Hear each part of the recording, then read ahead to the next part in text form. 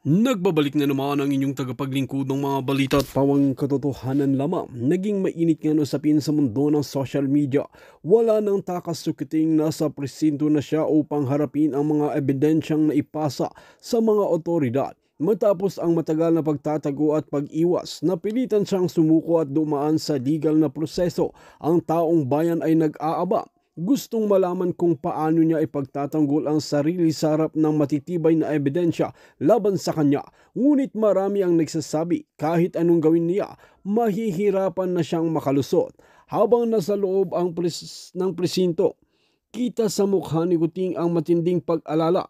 Hindi na siya ang dating mayabang at makapangyarihang tao. Ngayon, isa na lang siyang kriminal na pinananagot sa batas. Samantala, ang kanyang mga abogado ay pilit naghahanap ng butas upang maipagtanggol siya.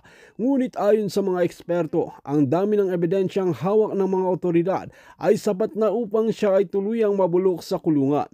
Sa labas ng presinto, dagsa ang mga mamamayan nag-aabang ng update. May ilan na nananawagan ng mabilis na hustisya habang iba ay gusto pang marinig kung ano ang magiging depensa ni Kuting. Maraming reporter din ang nag-aabang, ngunit may haka-haka na may mga ilang media outlet ang subok na kontrolin ang balita. Sa kabila neto, hindi na mapipigilan ang katotohanan. Ang bayan ay hindi na magpapaloko muli.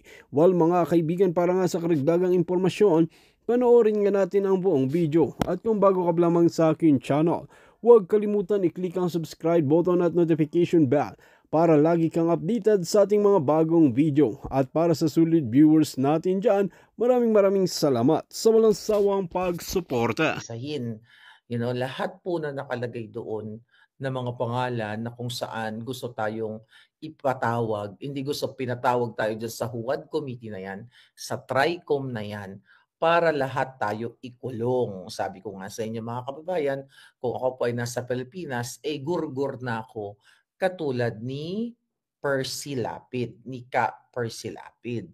Ito yung kapalit kapag ikaw ay nagsasabi ng katotohanan. Ito yung kapalit kapag nanindigan ka.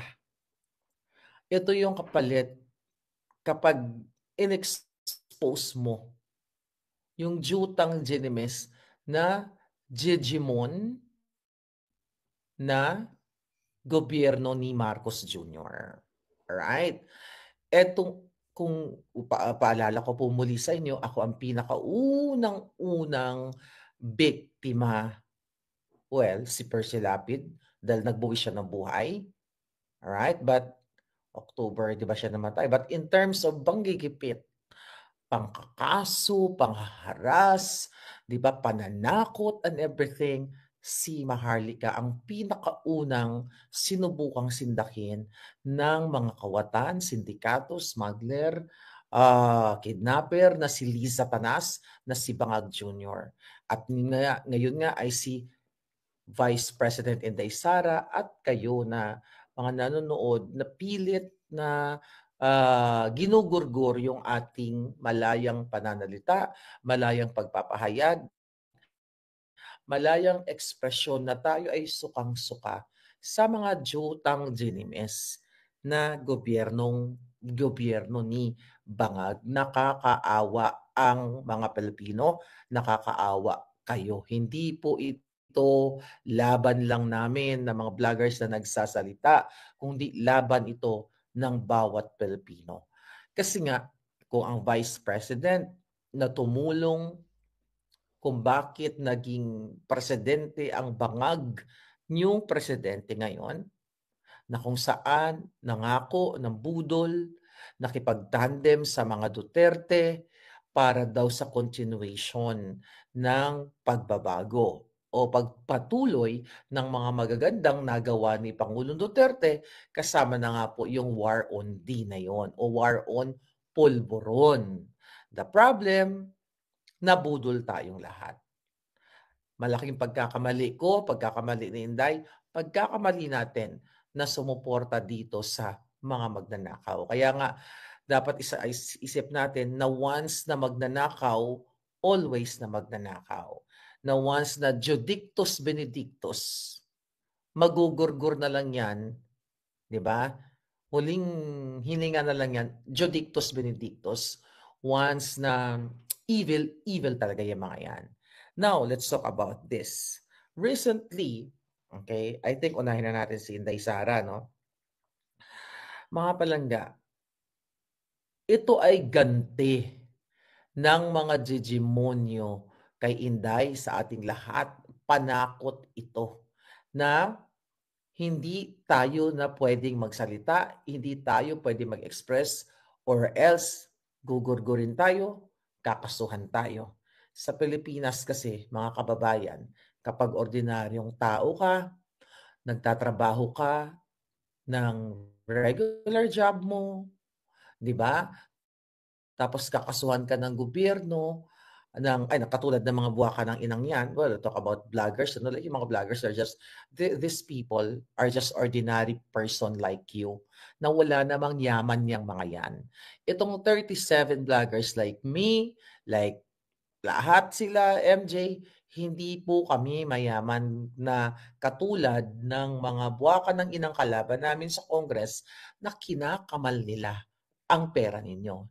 So, para mapatahimik kami, para matakot kami, para wag na kami magsalita, wag na kami magbigay ng aming sentimiento, grievance and everything laban sa mga bangag, ay kakasuhan ka. Why? Number one, yun nga, yung tinatawag nating chilling effect na kung saan once na kinasuhan si Marlica, matatakot na ang ibang magsalita na vlogger kasi natakot dahil, gumastos, natakot na magurgor, gano'n yung gusto nilang ano sa inyo, iparamdam. Kaso nga nanindigan ako, lumaban ako sa mga buwakan ng inang yan, ulitin ko po uli, 4 cases filed ng mga Jotang Ginimes dito sa Amerika, 1 case dismissed, and I'm still continue fighting sa laban sa mga hinayupak na ito.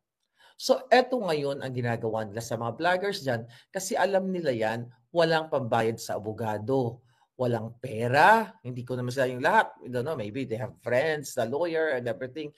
And thank you sa iyo, Spokes Roque, Attorney Harry Roque. Thank you, Attorney Glenn Chong. At sa iba pang mga abogado na tumutulong sa amin, especially sa inyo dyan sa Pilipinas. Kasi ako, I'm fighting on my own dito sa Jamaica na hindi nagpapasindak sa mga buwakan ng inang yan. At ngayon, ito na nga kay Inday Sara, aside from hindi na sila natuwa sa impeachment na ginawa nila dyan sa Congress, sa kabila ng na-i-expose natin dito dahil ayon sa ating source, ayon sa ating puting ahas, ay binayaran ng 100 to 150 million pesos ang bawat mga sindikatong pumirma doon sa impeachment ni Inday Sara. Then, mga kababayan, ulitin natin, iparamdam natin at ipaalala natin sa ating mga palangga na gamitin ang inyong mga utak habang kayo o yung iba lang, hindi naman kayo mga palangga ko, na tuwang-tuwa dahil in-impeach nila si Inday Sara dahil kailangan daw panagutin na nagkaroon ng 125 million, tama ba numbers ko? Okay, medyo ngarag 125 million pesos na binibintang kay Inday Sara about CF or confidential fund, which is walang basihan, puro kasinungalingan dahil ito ay pupawang kagagawan ni Lisa Tanas, ni Bangag para i-destroy ang isang Inday Sara Duterte. So kapalit ng pagiging Duterte niya, pagiging matapang, right? Kaya ngayon, eto gusto siyang talagang tumbahin o gurgurin. Di ba sinabi naman ni Inday Sara yan, di ba? Na talagang may banta sa buhay niya and even yung kanyang mga security detail last year, di ba? Pinagtatanggal yan. Si Lisa Tanas lahat ang may gawa niyan. Si Bangag lahat yan sila magkakasabuan. Okay? Now, mga kababayan. So, etong mga ginagawa sa kanya na hindi na sila nakontento sa impeachment, which is I doubt na yan ay mare-remove nila ang isang Inday Sara Duterte. Kaya ngayon, utos naman to ni Lisa Tanas. An hour ago, sabi ng balita, inirekomenda ng National Bureau of Investigation ang pagsasampa ng reklamong grave threats at inciting to sedition laban kay Vice President Sara Duterte kaugnay ng mga umano'y banta niya kay na President Marcos, Bangag Marcos, first dugyot, first butod, first kidnapper, first smuggler, first tsoktsakeira, first jutang Ginemes na si Lisa Araneta Marcos. Okay, na sinakal niya ang kanyang unang Jonakis. Hindi pa natin alam kung Johay pa ba o Tegi na yung kanyang anak ni Lisa Tanas na inanak niya kay Puno. Okay? Nanganak yan kay Puno nung siya ay nasa kolehiyo pa. Ayon sa ating puting as, yung buwaka ng inang ka-jok-jokan, ka-pokpokan to the highest level, yan ay pag tinanong mo kung nasa na yung janak niya, dahil itinago siya ng mga madre nung siya ay najuntis, pag tinanong mo kung nasa ng anak ni Lisa Kidnapper, ay sinakal daw niya. Ay no, hindi pa sinabi sinakal, sorry. Ay sinabi niya, she's gone or he's gone. I don't know kung she or he. You know? So, yung hinayupak na yan. Tuloy ko lang. Okay, dahil nga daw, yun na, inciting to sedition, laban kay Lisa Tanas, dami niya kasing pangalan, no? Pasensya na kayo. At kay Tambaluslos. So, ayon kay NBI Director, itong Julul na itong Santiago na ito, Jaime Santiago, naipasa na ang naturang reklamo sa Department of DOJ. O, syempre, sino sa DOJ? Yung mga jutang Ginemes, yun nga, si Remulla. So lahat ito mga kalaban ng bayan. Kaya nga paulit-ulit natin sinasabi, kailan mapupuksa ang mga jutang Ginemes? Okay, tuloy. Matatandaang ipinasupina ng NBI ang bise para magpaliwanag hinggil sa mga naging pahayag niya. Nag-ugat ito sa pagbabanta ni Duterte, ni Vice President Inday Sara Duterte, na ipagurgor ang Pangulo, yun na nga, si Lisa Tanas at yung Tambaluslos, sakaling magorgor nila si Inday. So, yun. Sinampahan nila ng grave threat. Ulitin ko, it's the same thing, okay, na sinabi ni Lolo Trump dito na kapag may nangyari sa kanya, okay, yung particular na ano na yon, nasyon na yon, ay may inatasan din siya na not gurgurin, lipulin ang lahat ng mga taong yun. Huwag natin banggitin ang kanilang bansa, but alam nyo yon. Good afternoon, Christy Lever. All right. Yung comment niya, sige, babasahin natin lahat ng comment na yan. Mga palangga, paulit-ulit, napakarami ng mga abogadong nagpaliwanag, di ba, na nabanggit ni Inday Sara mga pananalitang yun dahil nga may threat sa buhay niya. Paano siya makakasuhan? Dahil kung sakali na siya ay gurgurin, ipagurgur ni Lisa Tanas ni Bangag Jr., doon pa lang magkakaroon ng krimen na paggugurgur. So mauuna munang gagawa ng kahindik-hindik, karumal-dumal ang mga buwaka ng inang Adictus Benedictus na si Marcos Jr., si Lisa Tanas at ang kanyang Jejimon, Yu, na manggurgur o gurgurin si Inday Sara, which is hindi papayagan ng hindi papayagan ni Inday Sara na mangyari sa kanya yon bago manggurgur, okay, sa side ni Inday Sara. Alam niyo yan.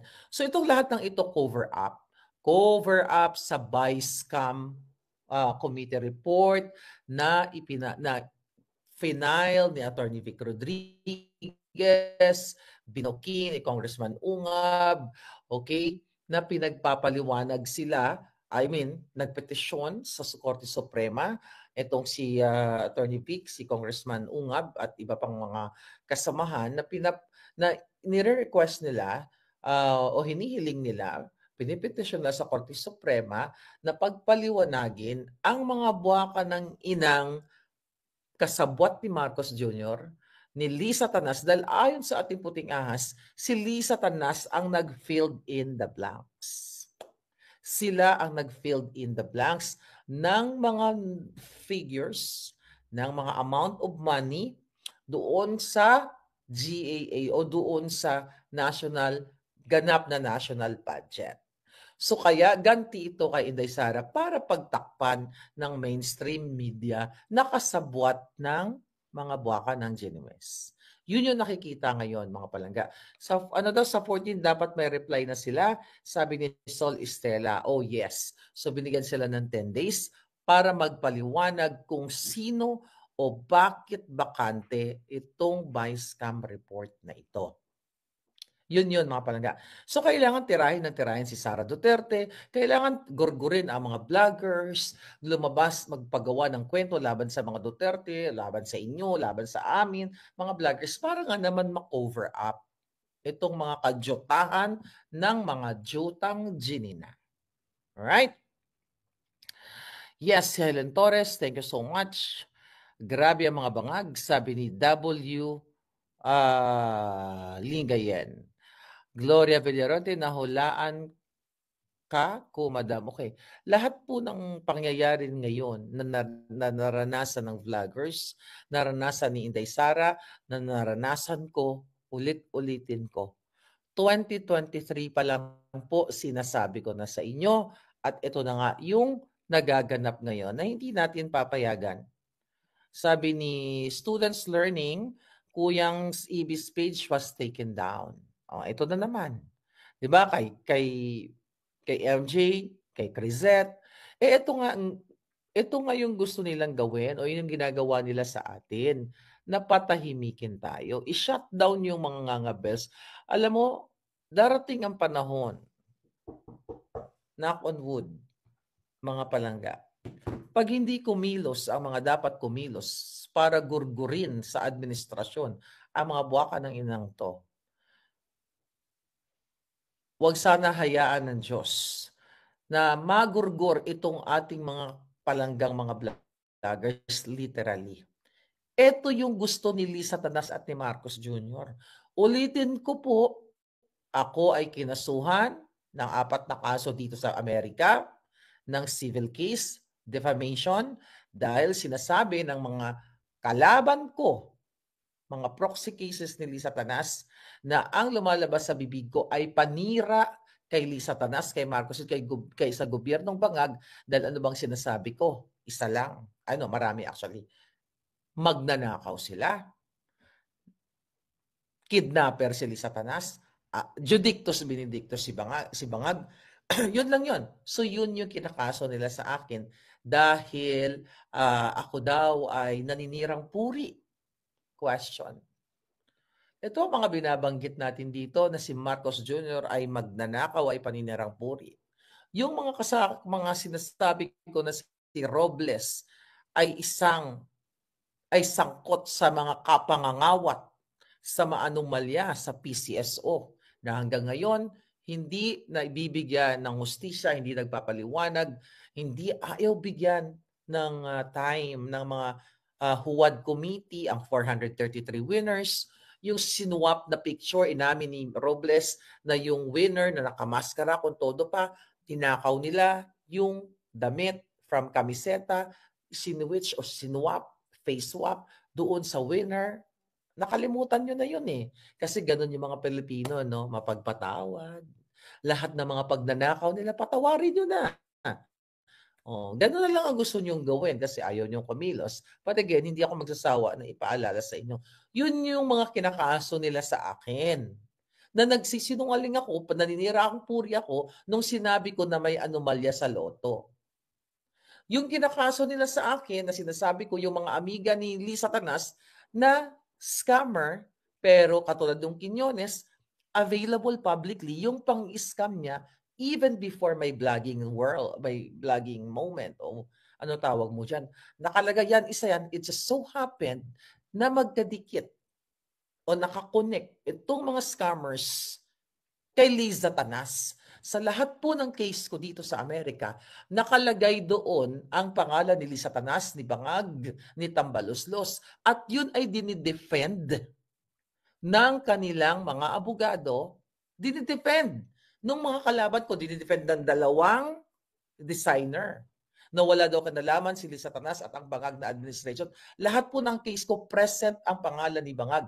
Ganon din si Robles, ganon din si Zaldico na sinisira ko daw ang imahe ng House of Representatives. Can you believe that? Ako ang sumisira sa imahe. Yun ang fina-file nila na kaso sa akin. Yun ang defamation case nila dito sa akin sa Amerika. Kaya nila ako kinasuhan, hindi dahil para linisin ang kanilang mga pangalan, dahil never ever nilang malinis ang kanilang mga pangalang marumi pa sa pinakadugyot, pinakamabaw, name it. Yun mga kababayan. Gusto ko lang kayo i-remind. Now, what? Okay. Ulitin ko, ito ang ginagawa ngayon sa, yes, Zorro House of Representatives. Ito ngayon ang ginagawa sa inyo dyan sa Pilipinas. And I don't know, wala pang naghuramentadong brusko. And I'm looking forward, okay, na may maghuramentado dyan, okay, ng bonggang-bongga at nang matapos na itong mga kadyotahan nila.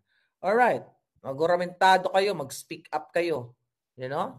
Alam mo yung huramentado? Di ba Tagalog yan?